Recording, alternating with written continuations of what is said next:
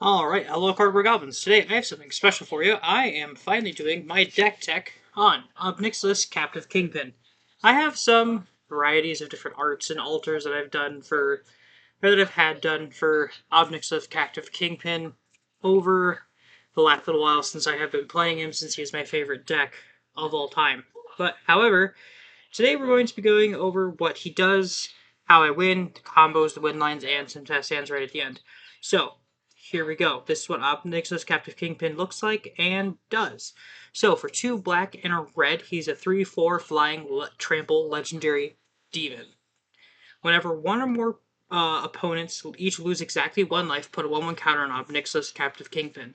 Exile the top card of your library until the end of your next end step. You may play that card. So with Ob Nixilis, we're looking for everyone to lose exactly 1 life at a time in iterations, so we can exile cards and be able to put together a win. So with that, we have our land base. So with our land base, we're looking through, and we have all of our different lands. We have our fetchables, our non-fetchables. We have our fetch lands, our shocks, our duels, our lands that tap for mana, our gemstone, our verge, our ancient tomb, great furnace, and the vault whispers are in here because they help turn on Mox Opal. Urza Saga helps you find Mox Opal or Mana Vault or something along those lines. Phyrexian Tower allows me to sacrifice one of my pingers, allows me to get an Ob Nixilis a little bit faster. It's super easy, it's super fast. The land base is, I'm still working on it, I'm still trying to blank it out. I'll have something kind of special for this land base coming this week. But that's a quick overview of the land base, nothing really important. These next cards are some of just the odds and ends that don't fit into necessarily a category, but they kind of do but kind of don't. First off, we have is Tezzeret Cruel Captain. This allows us to search our library for any artifact mana value 1 or less and put it into our hand, and also untap an artifact or a creature and put a 1/1 counter on it. This allows us to start a combo if we need to, if we haven't used Tezzeret yet, or search our library for a 0-drop just like Urza Saga, but we don't have to wait 3 turns. It's a he drops, we can search, we get something, whether it be a key or mana vault or something along those lines. He allows us to enable that early on. Next, we have Underworld Breach. No surprise here. I have Breach combos that allows me to cast instants and sorceries out of my graveyard to be able to recast, re-get pingers, re-get ping abilities, and just re-go through a line, whether it be Underworld Breach or Wheel of Fortune and Orcish Bowmaster, something along those lines. It's really fun and enables me to win the game. Next is Necropotence. This isn't really for the category in what I would consider the main categories I have in my deck, which are the combos, the tutors, the protection, and of course the pingers and the ramp. It doesn't really fit into one of those categories. This isn't necessarily a tutor because it doesn't allow me to tutor for cards, but it does allow me to just put cards in my hand. Necropotence is just good. If you guys know CDH or just Magic in general, you guys know why Necro is so powerful and so strong in this list, and why it's just powerful in general. Next is Party Thrasher. With Ob Nixilis' ability to exile cards off the top card of your library, you want to be able to have Party Thrasher's ability, which allows you to cast non-creature spells from your exile. They have Convoke. So you can tap down your creatures to be able to help cast cards from your exile, and he himself allows you to exile a card during your pre-combat main phase. You can discard a card, exile the top 2, you can play one of them this turn. So it really helps get the ball rolling, and also helps you when you're in the middle of trying to storm off from exile. Next we have is Ragavan. Ragavan is a really easy turn 1 keep to help us get out early man advantage and or punish somebody's top deck tutor if they had an Imperial Seal or something like that. Dash out Ragavan, hit that top card, works every time. Everyone knows where Ragavan is so good. Next we have is Wheel of Fortune. This does combo with Underworld Breach and Orcish Bowmaster or Cataract Parasite in my deck, but Wheel of Fortune is just genuinely good in overall. It's the first wheel effect, the best wheel effect. It does what it's supposed to do every time. So it's wonderful. Next we have is Praetor's Grasp. If I have no cards left in library, if I'm going through an Ob Nixilis combo and I have no cards left in the library and I need to win the game before I draw a card or something like that.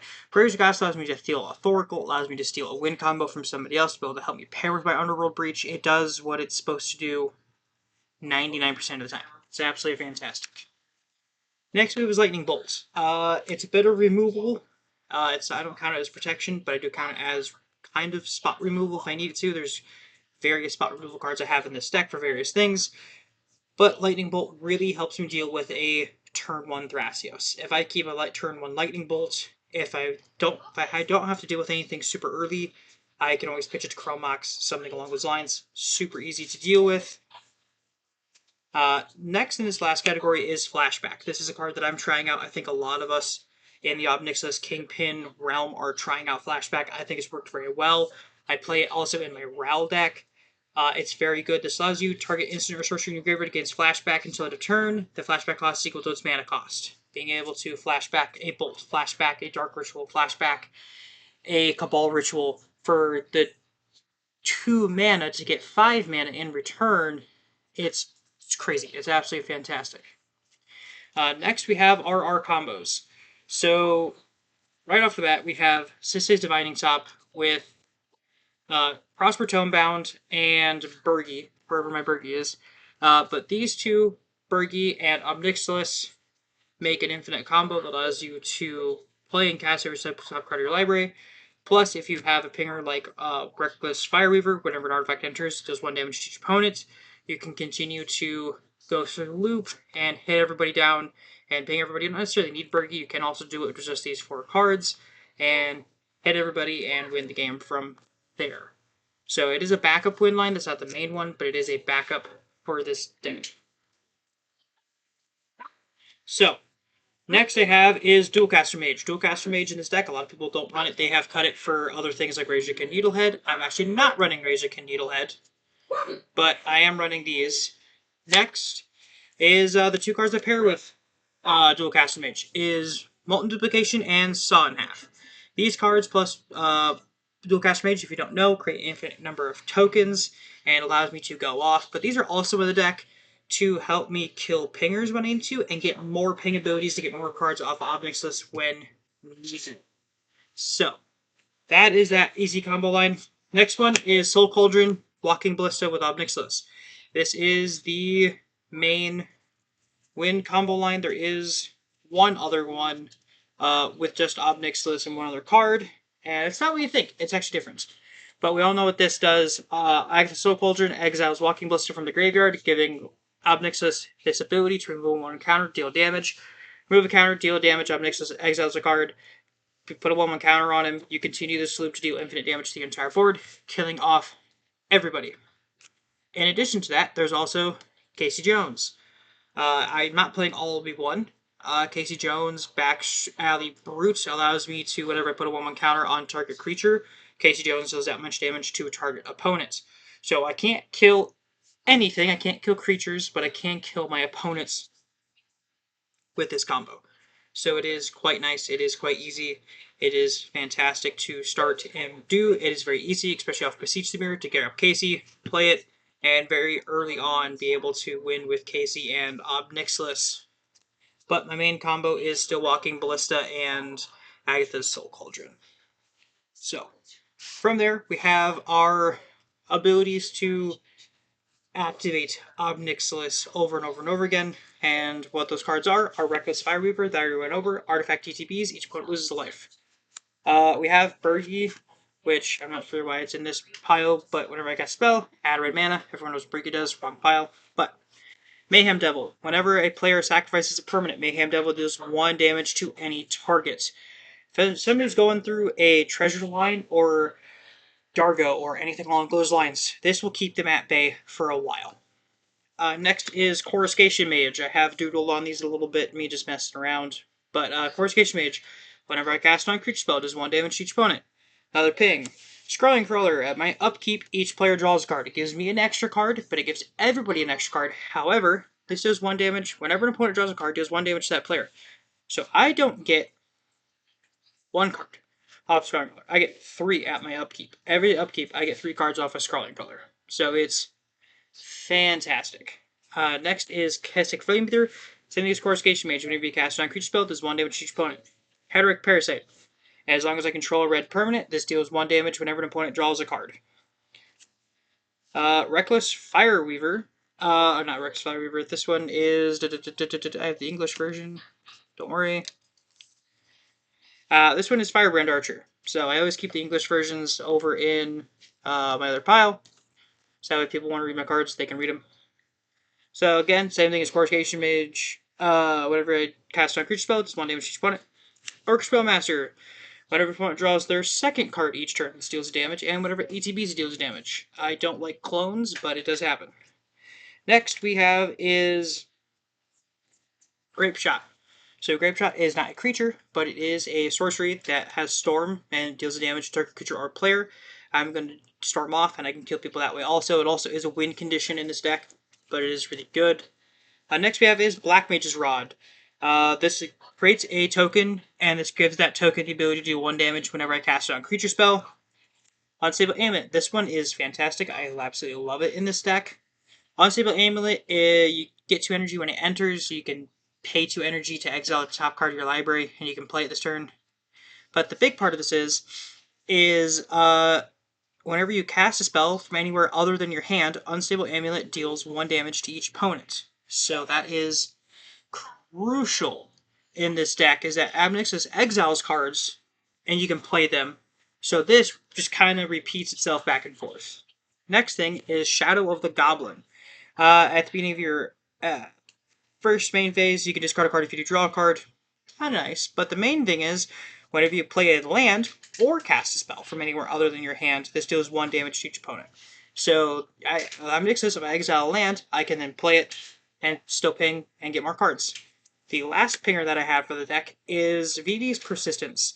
This creates a pinger, and then whenever my commander ETBs or attacks, I create another pinger for whenever I cast an instant or sorcery spell, or any non-creature spell for that fact.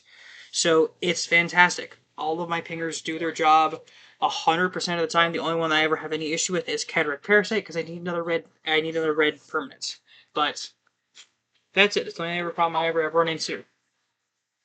The next cards that I have in here is the tutors. So the odd tutors that I have in this deck. Yeah, so some of the odd tutors that I have in this deck are Entomb. I guess kind of reanimate in this situation because they kind of pair together as one card. I want to call it as one tutor. Allows me to search for any creature and bring it back. This is really a good pairing with Casey Jones. It kind of allows me to search him up and get him on the battlefield pretty easy. The next ones that I have are the normal tutors that you would expect to see in a deck like this. You have a Grim Tutor, Imperial Seal, Demonic Tutor, Beseech Mirror, Vampire Tutor, and Gamble. So Gamble, really, I only will ever look for Walking Ballista, realistically, unless I desperately need something else, since it's the only one I have access to. Beseech Mirror allows me to grab Casey, allows me to grab Necro whenever I need it. It's fairly good. They're all really good cards. They all make sense in this deck. Next one I have is Wishclaw Talisman. So this one's really good. I like using this one with Manifold Key and Mana Vault to be able to tap, untap, and get 2 activations before I give it off to an opponent. It is really good in that sense of things. The next one I have is kind of weird. It's Ad Nauseam. People don't think this is a tutor, but I kind of count it as a tutor. This allows me to kind of politic, be like, oh, hey, let me tutor for interaction, and I just casually just cast an Ad Nause to be able to do it. I've done it before. There's proof out there on our channel that I have done this before to tutor up interaction. It almost killed me, but this is definitely a great card. I absolutely love Ad Nause. It's my favorite card of all time in Magic the Gathering. But so 4 tutors and all of my pingers and all of my win cons, everything like that. How do I get those cards out?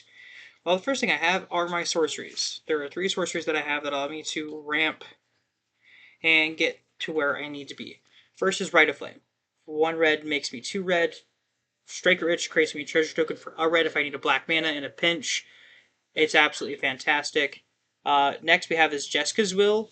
Being able to exile more cards off the top of my library with Ob Nixilis and to get red mana allows me to cycle through it and get some pretty awesome cards and abilities. And when I can get both of them with Ob Nixilis on the board, it is fantastic. I absolutely love it. That ramp package of my sorceries is really good. Next, however, is all of the artifacts. So we have Manifold Key, Grim Monolith, Lotus Petal, Mox Amber, Mana Vault, Mox Diamond, Arcane Signet, Chrome Mox, Lion's Eye Diamond, Mox Opal, Soul Ring, Talisman of Indulgence.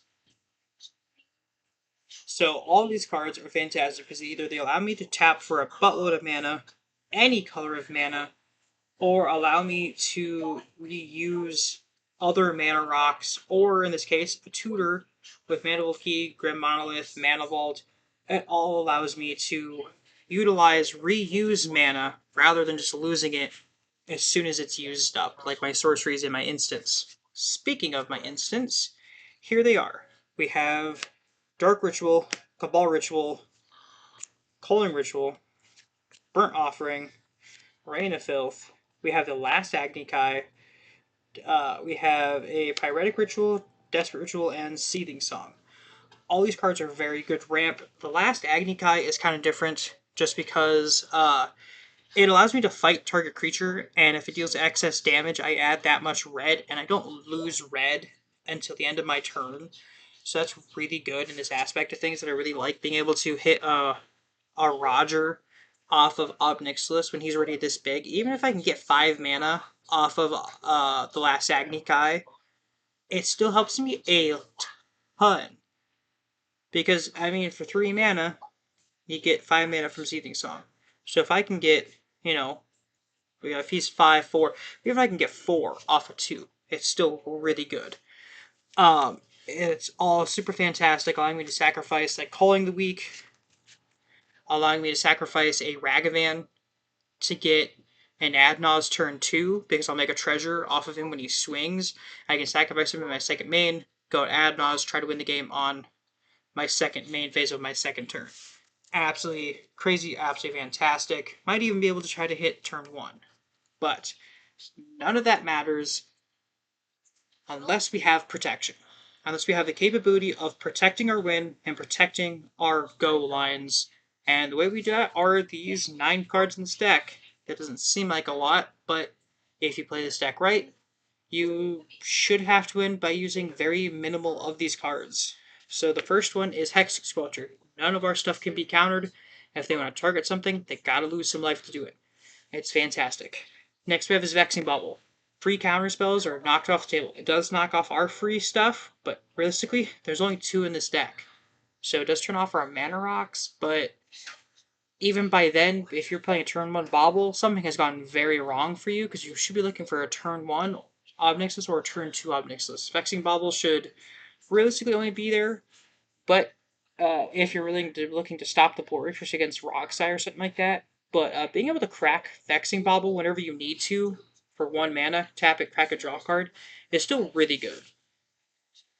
Next is Untimely Malfunction, being able to destroy an artifact, but also change the target of a spell or ability with a single target is crazy to me. 2 mana. Along those same lines, we have a couple other cards. So first off, we have is Redirect Lightning. For 1 red and 5 life, or 3 mana total, 2 colors in red, you can do the same thing. You can change the target spell or ability. Next is Bolt Bend. For most of the time, 1 red, because we have Ob Nixilis on board. You can change target of single spell or ability. It's awesome. Fantastic. Love its death. Next, we have something else kind of along those lines. It's Deflecting Swat. It's the best one out of all of them. It's the best one out of any of these abilities. You can change any number of targets. There's a Mind Break trap on the stack, especially with Ob Nixilis. It's the thing we hate to see the most, because then we can't get it back with Underworld Breach. We like to see Deflecting Swat be the thing we need to use against an MBT.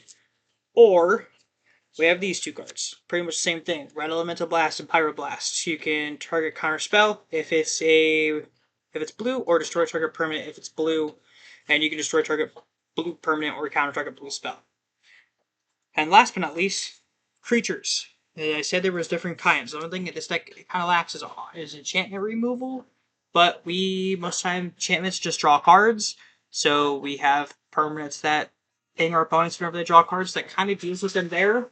But creature removal is Deadly Relic. Free mana being able to take care of any creature on the board and it's exiled, they can't get it back. Spectacular.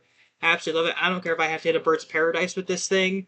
If I need a free spell off of Nixilis to get a ping off of one of my pingers to get another Ob trigger, I'm going to do it just so I can get an Ob trigger. It's fantastic. It's awesome. But with that, let's shuffle up here a second.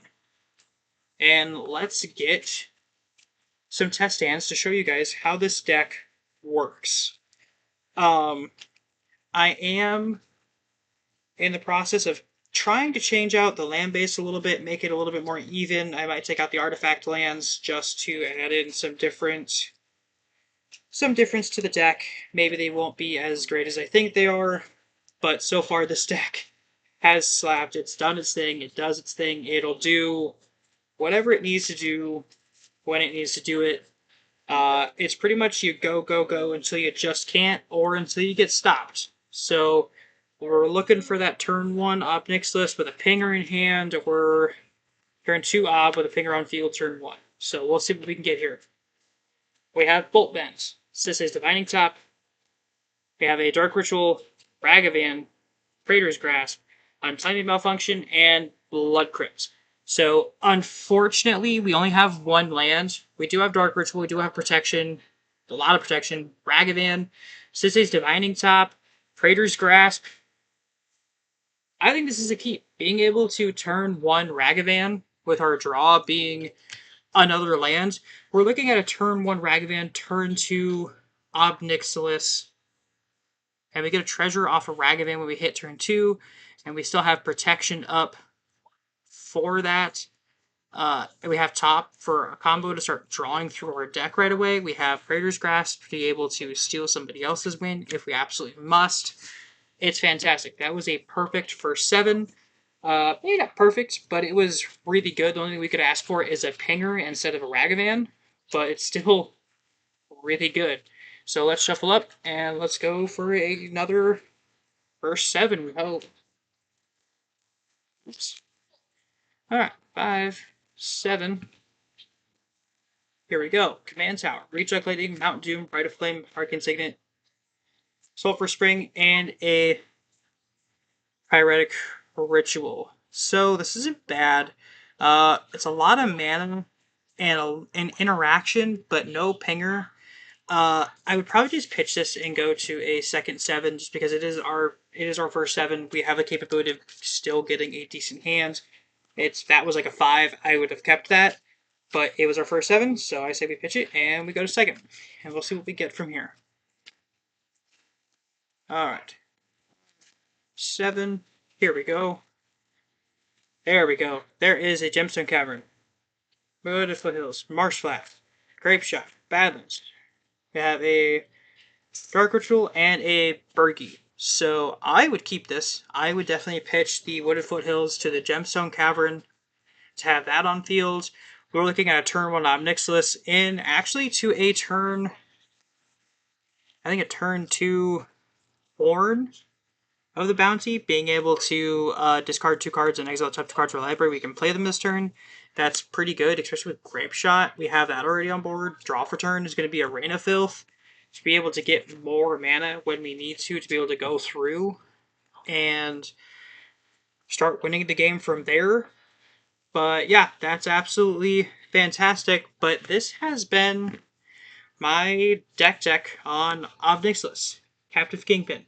You guys let me know in the comments if you guys would like to see any more in-depth deck techs of any of my decks. But thank you guys so much for watching. You guys have a wonderful rest of your night, and we'll see y'all next time. Peace.